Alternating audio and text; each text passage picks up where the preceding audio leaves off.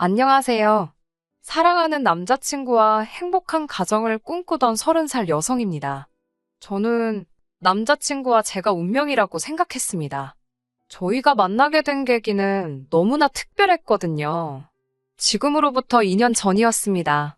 대학교 시절 비교적 가깝게 지내던 동기가 카페를 차렸다며 언제 한번 커피 한잔 하러 오라고 연락을 해왔어요. 마침 그 카페가 제가 다니던 회사에서 멀지 않았기에 바로 다음날 찾아가게 되었지요. 대학교를 졸업한 뒤 바로 회사에 취직해 평범한 직장 생활을 하고 있던 저에게 자기 힘으로 카페를 차렸다는 친구는 무척 대단해 보였습니다. 아무튼 그렇게 친구의 카페에서 1시간 정도 머무르다 집에 왔는데요. 나중에 남자친구가 말하길 그때 카페에서 저를 처음 봤었다 하더군요. 전 사실 친구한테만 집중하고 있었기에 다른 손님들은 누가 있었는지, 몇 명이나 있었는지, 하다못해 정말 제 남자친구가 그 자리에 있었는지도 기억나지 않지만요. 남자친구가 말하길 원래는 집에 가기 전 저에게 연락처라도 물어보려고 했답니다. 그런데 자기가 잠시 화장실에 가느라 자리를 비운 사이 제가 떠나고 없었다네요. 카페 주인이 제 친구일 거라곤 상상도 못한 남자친구는 고민 끝에 어쩌면 카페에 대해서 후기를 쓴 사람들 중에 제가 있을지도 모른다는 생각을 하게 되었고, 그때부터 꼬박 일주일 동안 인터넷을 뒤져서 저를 찾아낸 거고요. 이후로 남자친구는 저에게 적극적으로 구애를 해왔습니다.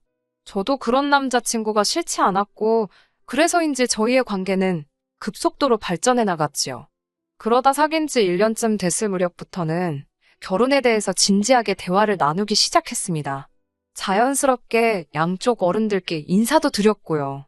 비록 상견례는 하지 않은 상황이었지만 남자친구 부모님도 저를 좋아하셨고 저희 부모님도 남자친구에 대해 호감을 가지고 계셨기에 상견례 자체는 솔직히 걱정을 하지 않았어요.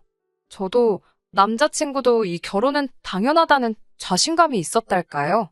그래서 결혼한다는 전제하에 하나씩 하나씩 준비를 해나가기 시작했지요. 하지만 장밋빛 미래를 꿈꾸며 행복을 그려나가던 결혼 준비도 잠시뿐이었고 저는 결국 파혼을 선택할 수밖에 없었습니다.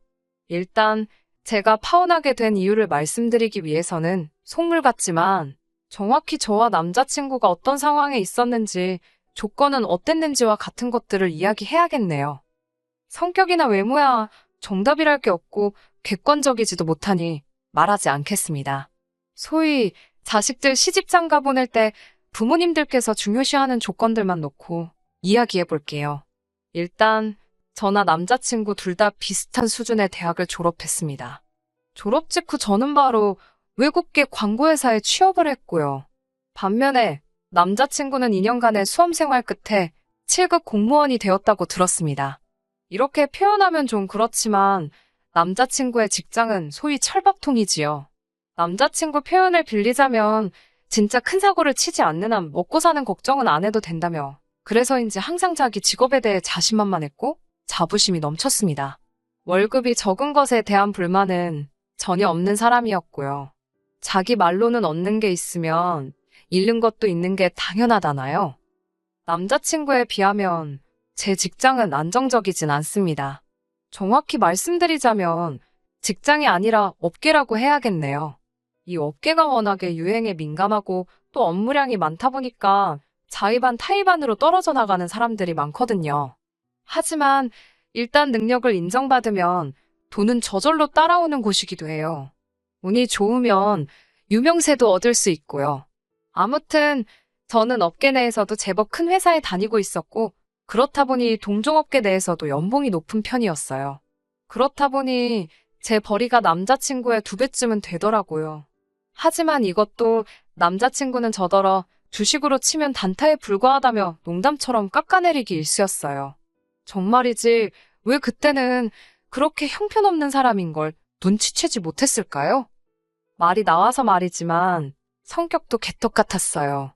앞서 남자친구와 제 성격이 다르다고 말씀드렸잖아요. 헤어진 마당에 제가 남자친구 성격을 굳이 포장할 필요는 없을 것 같고 솔직히 남자친구는 별거 아닌 사소한 일에 대해 걱정을 크게 하는 성격이었습니다. 스트레스 받는 것에 정말 민감했고요. 공무원 시험을 준비하게 된 것도 그래서라고 했습니다. 비록 수험생활 기간 동안에는 머리를 다 쥐어뜯고 싶을 만큼 괴로웠지만 앞으로 자기는 먹고 사는 걱정, 뭐 걱정은 안 해도 된다며 정말이지? 걱정이 하나도 없다고 너무 만족스럽다 했습니다. 지금이라면 질색팔색을 했을 남자친구의 성격이지만 그때는 정말 사랑에 콩깍지가 씌어도 단단히 씌었었나 봅니다. 남자친구의 저런 패기도 없고 도전하고 부딪히는 거 상상도 못하고 뭐든지 이 정도면 됐지 하고 넘어가는 그 안일한 성격을 멍청하게도 소탈하다고 생각했다니까요. 하지만 감사하게도 어머님 덕분에 그런 사랑의 콩깍지를 하루아침에 벗어던질 수 있었습니다. 남자친구의 생일을 앞둔 어느 날이었습니다. 남자친구가 다가오는 자기 생일날 어머님 아버님을 모시고 식사라도 하면 어떻겠냐고 묻더라고요. 사실 분위기 좋은 곳에서 로맨틱한 시간을 보내고 싶었던 터라 남자친구의 제안에 약간 김이 새더라고요.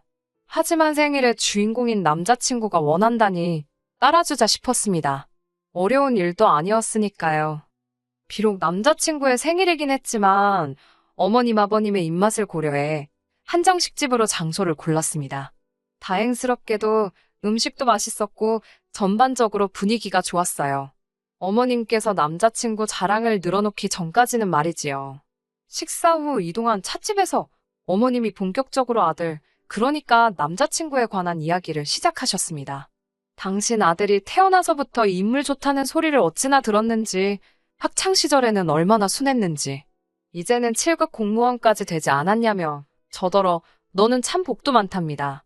그러면서 7급 공무원은 정년이 보장되는 직업이라 노후 걱정도 없다는 방향으로 이야기를 끌고 나가셨습니다.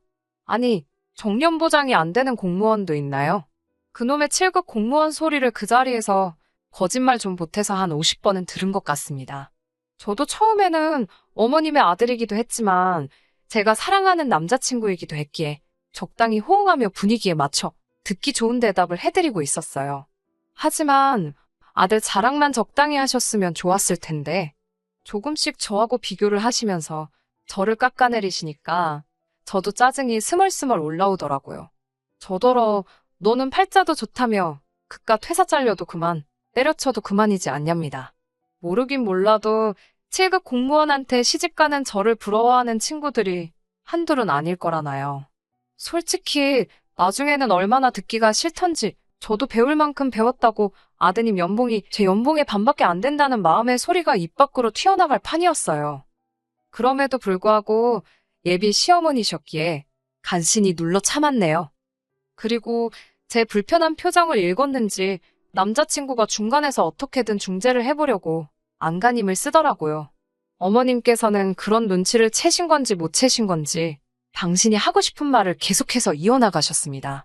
그동안 저랑 사귀고 있었으니까 당신이 아들한테 말은 안 했지만 쟁쟁한 선자리도 많이 들어왔다면서요. 그러자 남자친구가 어머님께 적당히 좀 하라고 무안을 주더군요. 어머님께서는 아니, 솔직한 말로 내 아들이 잘나서 잘났다고 말하는데 그게 뭐 큰 잘못이냐며 저더러 안 그러냐고 물어오셨습니다. 거기다 대고 저도 저희 부모님한텐 잘난 자식이에요 라고 한마디 쏘아붙이고 싶었지만 이때도 한 번 더 참았습니다. 왜 참을 인자 3번이면 살인도 면한다잖아요. 그때 남자친구가 저를 가리키면서 어머님께 얘도 잘라내라고 얘 앞으로 된 아파트도 있다며 쓸데없는 소리를 하더라고요. 아차 싶었지요. 제 앞으로 아파트가 있는 건 사실입니다. 대학교 졸업하고 직장 생활을 한 지 2년쯤 됐을 때였어요. 할머니께서 돌아가시면서 제 앞으로 1억 남짓한 돈을 남겨주셨더라고요. 생전에도 첫손주라고 저에게 애정을 많이 주시던 할머니셨어요. 아무튼 할머니가 남겨주신 돈을 소중히 쓰고 싶다는 생각에 반년 동안 이런 한 푼 건들지 않고 통장에 고이 넣어두기만 했습니다.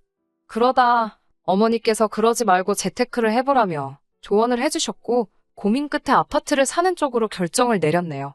당연히 1억으로 살 수 있는 아파트는 없었기에 대출을 받아야만 했습니다. 아무리 아파트를 사기 위한 대출이었지만 젊은 나이에 대출을 받는다는 게 심리적으로 조금 부담스럽고 겁이 나더라고요. 저는 그렇게 나이 27에 비록 18평의 작은 규모였지만 제 이름으로 된 아파트를 갖게 되었지요. 게다가 제가 산 아파트가 재개발 구역에 포함이 될 거라는 소문까지 돌면서 지금은 가격이 크게 오른 상황입니다. 여전히 제가 갚아야 하는 대출이 1억 정도 있지만 처음 제가 투자한 돈과 현재 시세를 고려한다면 절대로 손해는 아니지요. 물론 남자친구는 단순히 제가 아파트 한 채를 가지고 있다 정도로만 알고 있지 이런 세세한 내용은 모릅니다. 숨겨진 내용과 상관없이 어쨌든 이게 재산하고 관련된 이야기다 보니 아무리 사랑하는 남자친구라 할지라도 시시콜콜 내용을 알리기가 조금은 껄끄럽더라고요. 실제로 제 지인 중 한 명이 이런 이야기를 듣더니 지금 돈 자랑하는 거냐 기분 나쁜 티를 엄청나게 냈거든요. 그 지인은 저보다 더 큰 집을 가지고 있었는데 말이지요. 그래서 이후로는 남자친구건 누구건 간에 아파트에 관해서는 최대한 말을 아끼는 편입니다. 아무튼 제가 아파트가 있다는 이야기를 들으신 어머님께서는 깜짝 놀라신 눈치였습니다. 그리고는 곧 저더러 넌 왜 그런 중요한 이야기를 안 했냐며 연신 어머머를 외치셨지요. 요란한 감탄사의 뒤이어 뭐가 그렇게 궁금하신지 질문 공세가 시작되었습니다. 언제 산 건지, 명의는 누구 건지. 그러더니 어머님께서 하시는 말씀이 결혼하면 알겠지만 부부 사이에는 원래 내 거, 네 거가 따로 없답니다. 그러면서 명의를 공동명의로 바꾸는 편이 좋겠다고 하시더군요. 어머님의 말씀에 황당하고 어이가 없어서 제가 어머님께 그럼 남자친구는 결혼할 때 무엇을 해올 거냐고 물었습니다. 저도 제가 왜 그런 질문을 했는지, 어떻게 그런 생각을 했는지 모르겠어요. 저도 모르게 갑자기 입에서 그런 말이 튀어나갔거든요. 어머님께선 한껏 당황하신 표정으로 그게 무슨 소리냐고 되물으셨고, 제가 그랬지요. 제 아파트가 지금 6억 가까이 되는데 갑자기 공동명의를 이야기하시니까 그러면 남자친구가 3억 정도는 해와야 되는 거 아니냐고요.